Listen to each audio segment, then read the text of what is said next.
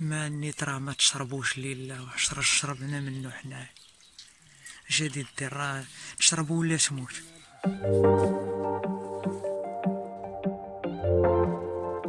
ها هما دوك الدراري جايين اخوتي شتو.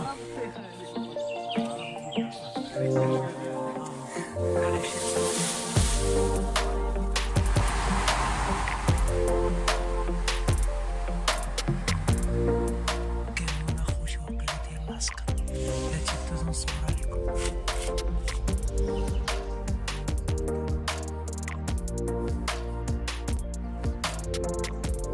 فيق عاوتاني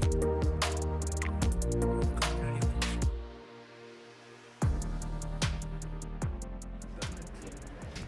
بغيت نخليه منها نوري للدراري داكشي اللي ما عارفينش الطريق بصح، حيت شحال من واحد ما كيوريهمش الحقيقه ديال الطريق.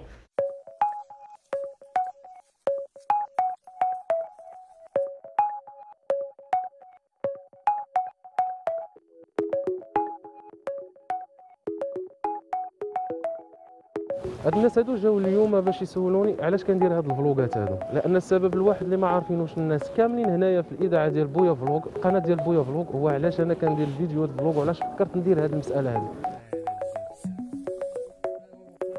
ومحلاها منين دايزين الطريق خرجنا فيها كنشوفوها عند الافلام الشينويه، هما اللي كنشوفوا عندهم هادشي.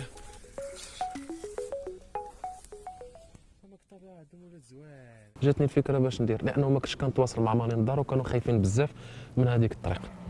هذا هو الاساس باش درت القناه ديال اليوتيوب، وباش نقول حتى الناس بان الطريق راه ساهله باش ما يتخلعوش على ولادهم اللي كاينين في الطريق، ولكن الاساس راه مختلف دابا.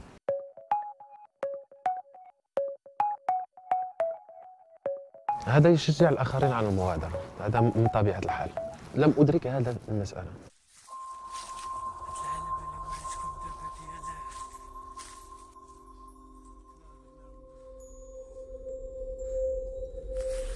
واش نقول لكم اخوتي، صافي استسلمنا والله الا استسلمنا.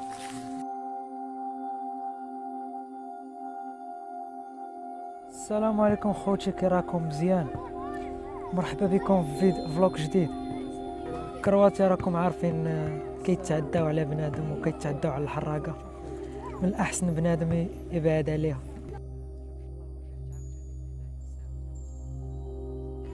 والدري في 15 16 عام اللي كيشوف هاد الفيديوهات هادو ما نصح حتى شي واحد بهاد الطريقه هادي، ما نصحهمش كاع نهائيا.